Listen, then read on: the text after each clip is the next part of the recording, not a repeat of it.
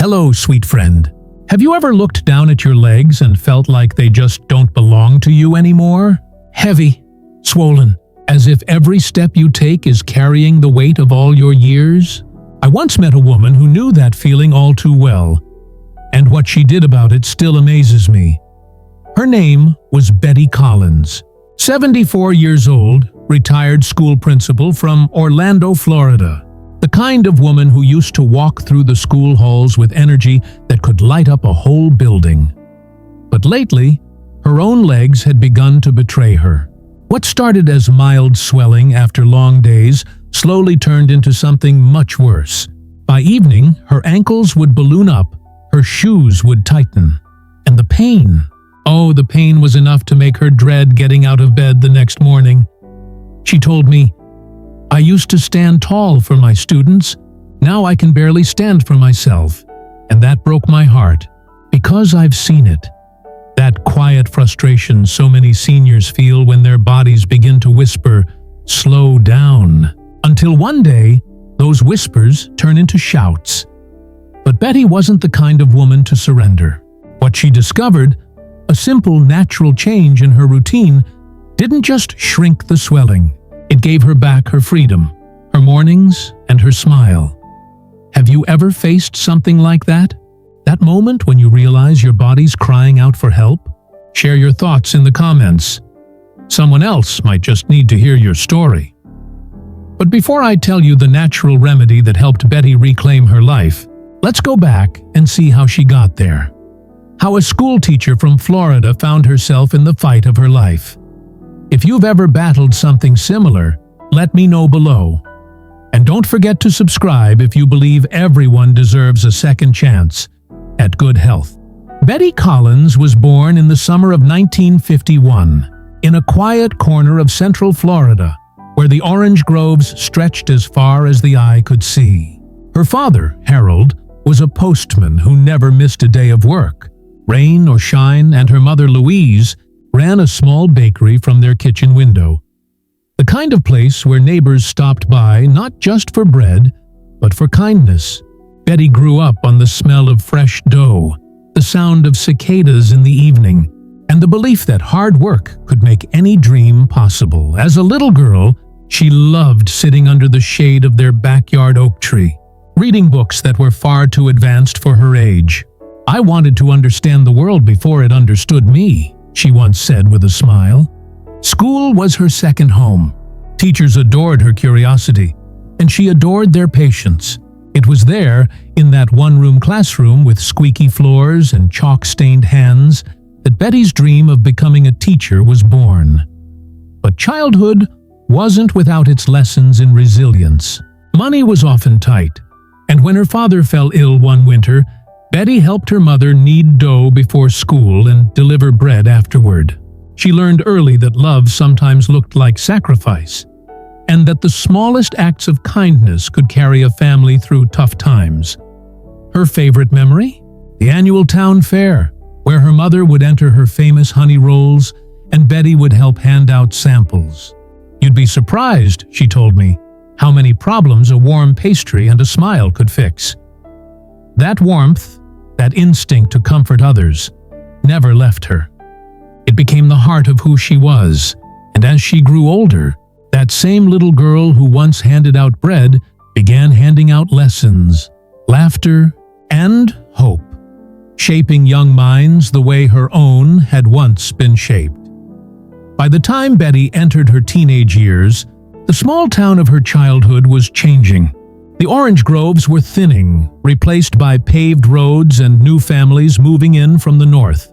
Yet, through all the noise of progress, Betty remained steady, a quiet, curious soul trying to find her place in a fast-changing world. High school was where Betty began to truly bloom.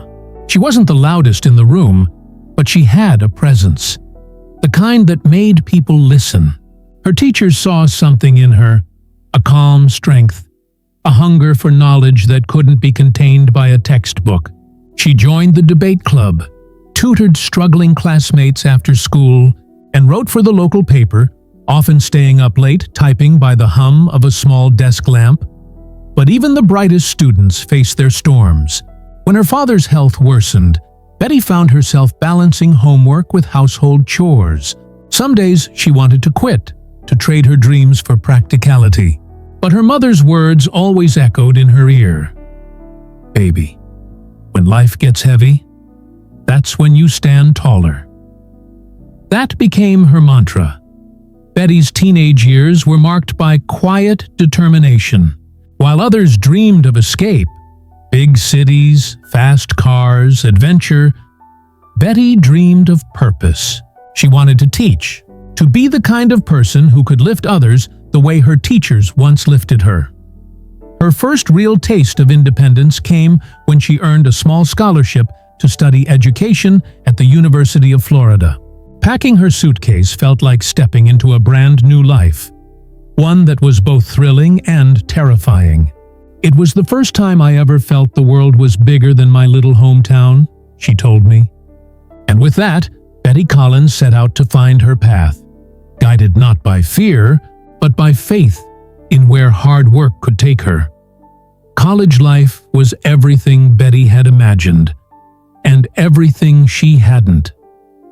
Gainesville was alive with noise and movement, filled with ideas that stretched far beyond the world she knew. For the first time, she met people from different states, backgrounds, and beliefs. She felt both small and limitless at the same time. Betty threw herself into her studies, majoring in education and minoring in psychology. She believed that to teach well, you had to understand the human heart as much as the human mind. But those years weren't without detours. Money was still tight, so she worked evenings at the campus library, shelving books and sneaking in reading between shifts. It was during one of those quiet evenings that she met Thomas Collins, a tall, soft-spoken engineering student with an easy smile and a habit of whistling old country songs while he studied.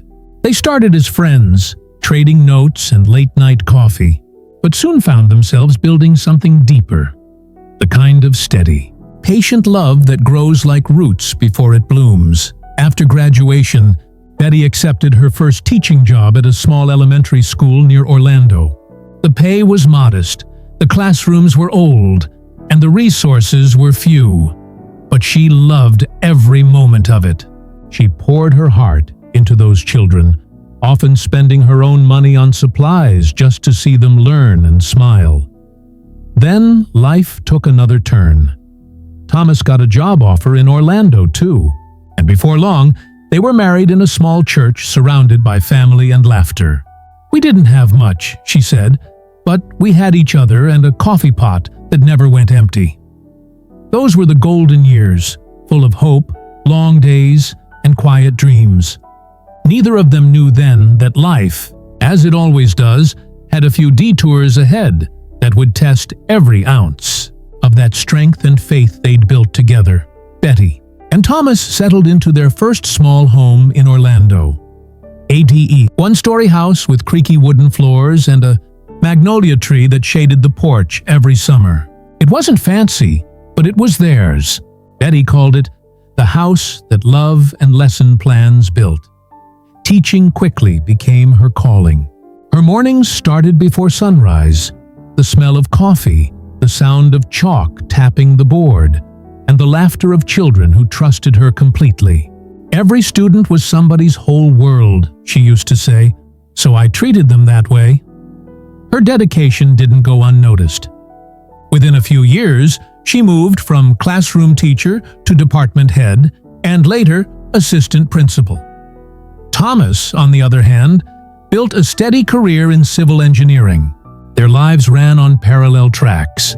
Long hours, shared dinners, and the occasional weekend escape to Daytona Beach, where they'd walk barefoot in the sand, holding hands like two dreamers who never grew up. When their first child, Emily, was born, Betty learned the meaning of exhausted joy. Between diaper changes and lesson plans, she found herself balancing motherhood with ambition. 2 years later came their son, Michael, loud, curious, and always asking questions about everything. Life became a blur of school events, scraped knees, PTA meetings, and laughter that filled the home like sunlight. But as beautiful as those years were, they came with sacrifices. Betty often stayed up grading papers long after everyone was asleep. She'd whisper to herself, "Tomorrow, I'll rest." But tomorrow always brought another responsibility, another promise to keep. Still, she wouldn't have traded it for anything. "Those years made me who I am," she told me. "They taught me that love and purpose don't come easy. You have to build them one day at a time." Still, she wouldn't have traded it for anything. "Those years made me who I am," she told me. "They taught me that love and purpose don't come easy. You have to build them, one day at a time." Little did she know, those long years of giving and going would one day come back to test her strength in ways she never expected. The first storm hit when Betty was in her mid-40s. Thomas lost his job during a company downsizing, and the steady rhythm of their lives began to falter. Bills piled up, and the security they had worked so hard for seemed to slip through their fingers. Betty took on extra hours at school, tutoring in the evenings, managing after-school programs, anything to keep things afloat. But the real blow came when her father passed away. She had always been his little girl, and losing him left a silence in her heart that no busy schedule could fill.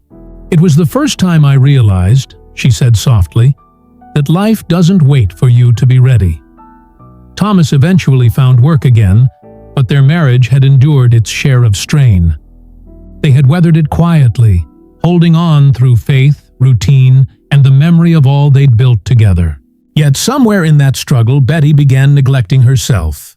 Her days were spent caring for students, colleagues, and family. Everyone but her own body. She started skipping meals, sleeping less, and brushing off the small aches that began whispering warnings. Then came the leg swelling, subtle at first. She thought it was just exhaustion from standing too long, a teacher's burden. But as months passed, the swelling grew worse.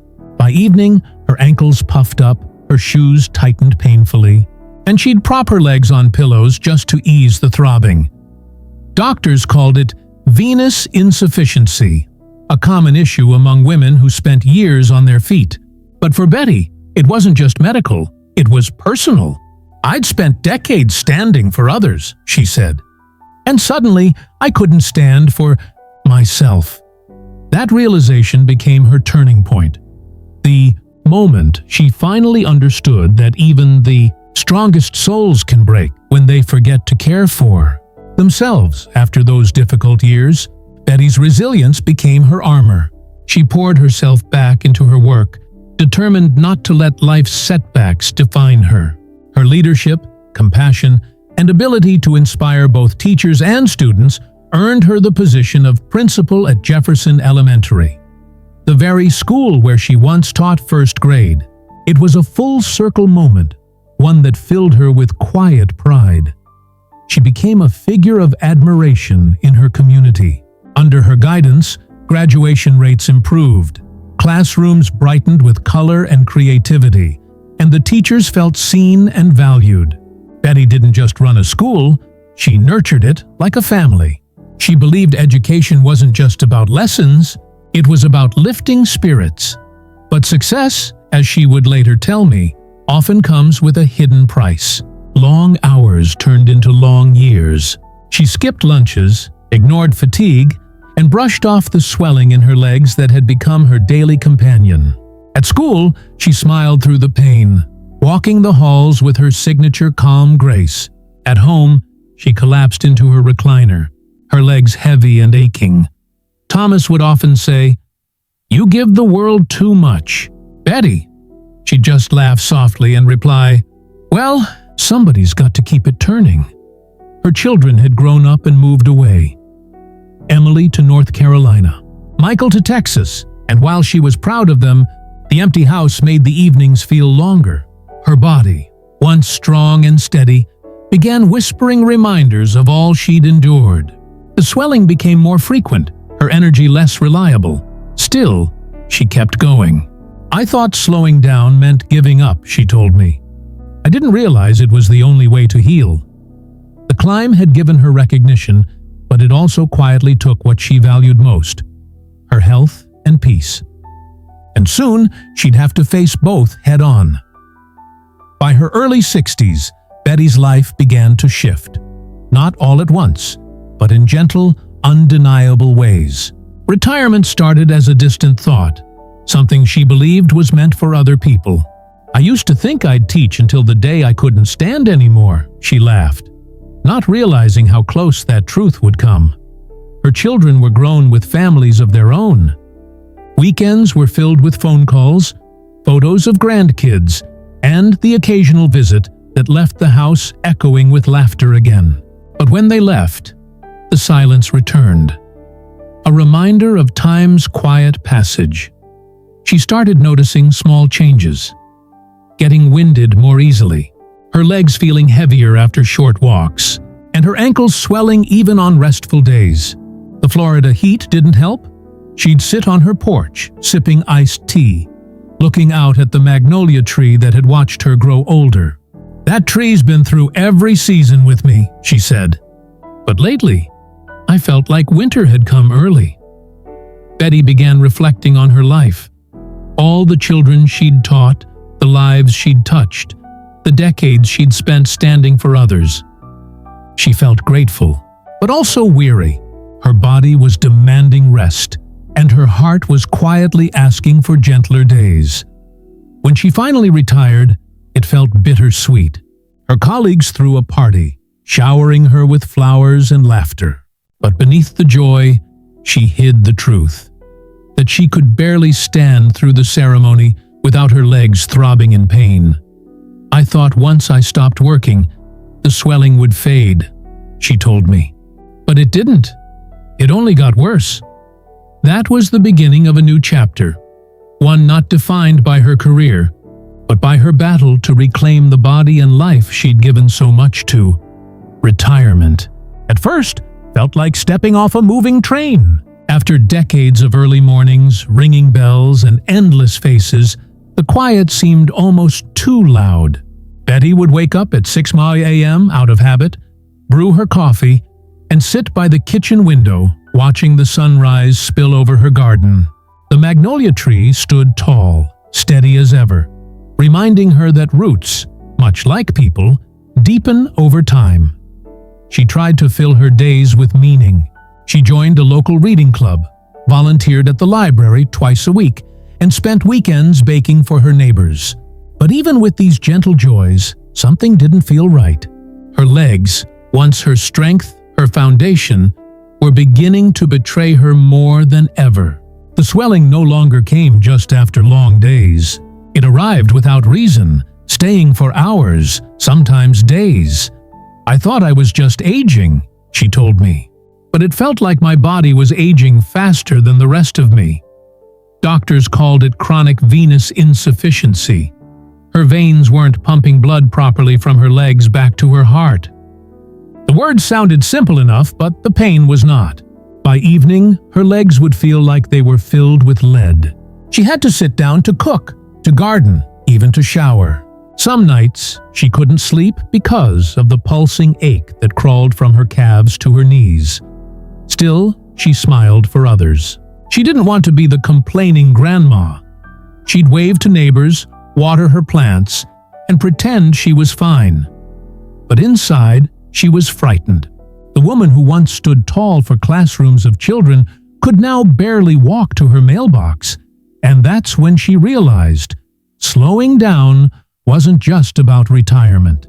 It was her body's plea for mercy, a whisper to finally start caring for herself the way she had always cared for everyone else. It was a humid afternoon in July, the kind of Florida day where the air feels thick enough to drink, when Betty hit her breaking point. She had planned to visit a friend across town, but as she stood up to get ready, she felt a sharp, burning pain shoot through her calves. Her legs looked swollen and bruised, the skin tight and shiny. "I remember staring at them," she said, and thinking, "These can't be my legs anymore." She tried elevating them, massaging them, even soaking them in Epsom salt. nothing worked. By the next morning, she could barely walk to the kitchen. Every step sent a dull ache up her thighs. Tears welled up in her eyes as she thought, "Is this how it ends? Is this my life now?" For weeks, she hardly left the house. Her world shrank to the few feet between her recliner and the window. She missed her garden, her Sunday walks, even grocery shopping. The loss of movement felt like the loss of freedom. "When you can't move," she whispered, "you start to disappear." Her doctor suggested compression stockings, mild medication, and less salt in her diet. But the relief was minimal. The swelling would go down for a day, only to return by nightfall. She grew frustrated, exhausted, and quietly afraid. Then one morning, her daughter Emily called. She could hear the worry in her voice. "Mom," Emily said gently, "you've spent your whole life fixing other people's problems. Maybe it's time to fix yours." Those words hit her harder than she expected. That evening, Betty looked at herself in the mirror, at her tired eyes and aching legs, and made a promise. "If there's a way to heal naturally, I'll find it." That moment, that single decision to fight back, became the turning point that changed her life forever. Betty's search for healing began quietly, one sleepless night when pain kept her from resting. She turned on the lamp beside her bed and reached for her tablet, something she rarely used except for family photos and recipes. That night, she started searching. Natural ways to reduce leg swelling. What she found was a flood of advice. Some confusing, some promising. But one article caught her attention. The hidden power of circulation foods and simple movement. It mentioned how certain foods, like beets, ginger, pineapple, and leafy greens, help improve blood flow and reduce inflammation. It also talked about something called the ankle pump routine, a simple exercise that could boost circulation for people who spend long hours sitting or standing. Betty sat there, reading line by line, her hope flickering back to life. The next day, she called her neighbor, Claire, a retired nurse, and shared what she'd found. Claire smiled knowingly. "You're on the right track, honey," she said. "I've seen patients turn things around just by changing what they eat and how they move." That conversation lit a spark in Betty. She started learning more, watching health videos, reading articles from places like the Cleveland Clinic and Johns Hopkins Medicine, both confirming that diet and circulation-friendly habits could truly help. She even kept a small notebook titled My Healing Plan. Her plan was simple. Start each morning with a glass of warm lemon water to reduce bloating. Eat foods rich in antioxidants and natural diuretics.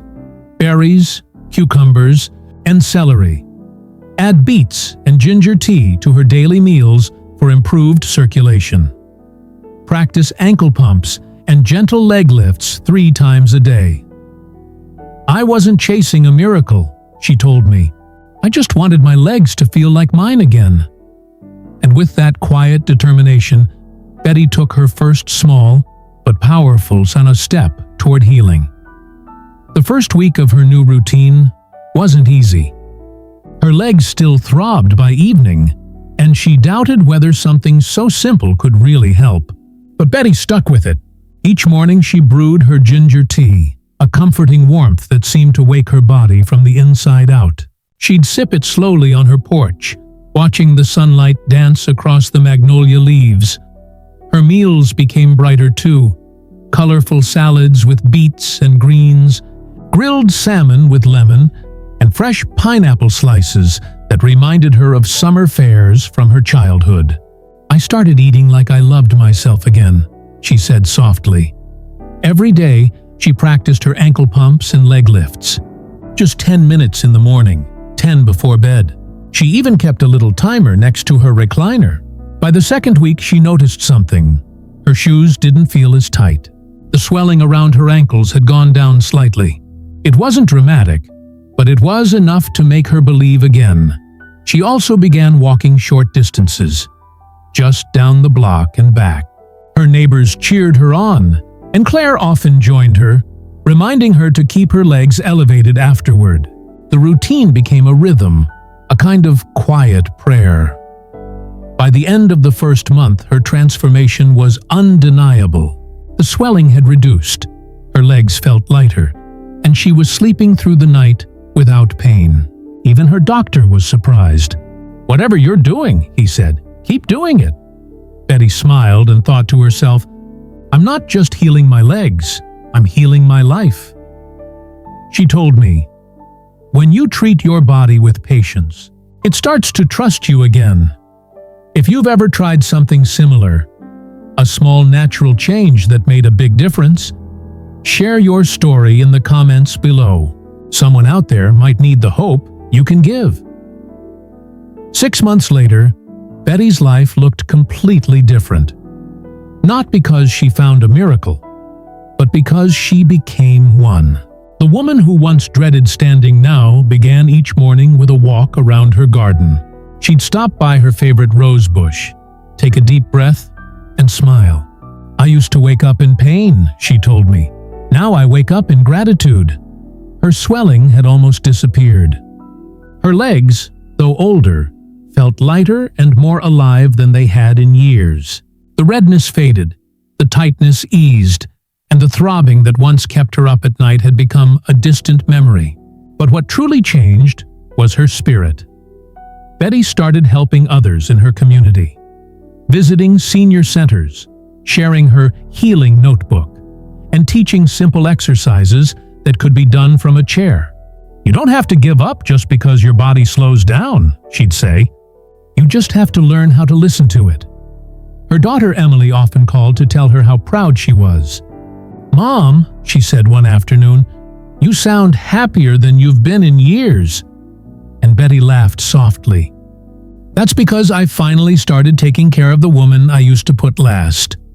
Looking back, she said she wished she had paid attention to the small signs earlier, the heaviness, the fatigue, the swelling.